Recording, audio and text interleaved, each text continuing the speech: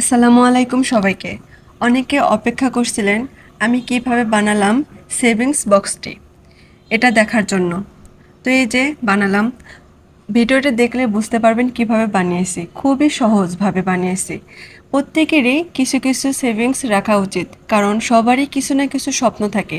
সেই স্বপ্ন পূরণের জন্য একটু একটু করে সঞ্চয় করা উচিত, যাতে নিজে সেই স্বপ্নটা পূরণ করা যায়। আমার এই সেভিং বক্সের প্রথম সেভিংসটা করলাম তার হাত দিয়ে। আমি এই বক্সটিতে একটু কালারফুল রাখার চেষ্টা করেছি, কারণ সেই কালারফুল বক্সে টাকার পরিমাণটা লেখা আছে। আমি যখন এখানে টাকা জমাবো, তখন ওই কালারিং ঘরে টিক বা কোনো কিছু একটা মার্ক করে রাখবো যে আমার অত টাকা রাখা হয়েছে।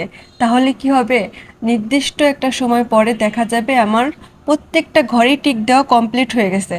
এইভাবেই আপনার আগ্রহটা আরও বাড়বে টাকা জমানোর জন্য। এর জন্য একটু কালারফুল রাখার চেষ্টা করেছি। আমার কাছে তো ভালোই লেগেছে। এক একজনের পছন্দ এক এক রকম। এটা খুব সাধারণ একটা কাজ, কিন্তু যদি করা যায় অনেক বড় বড় স্বপ্ন পূরণ করা সম্ভব ইনশাল্লাহ। কেমন হলো জানাবেন।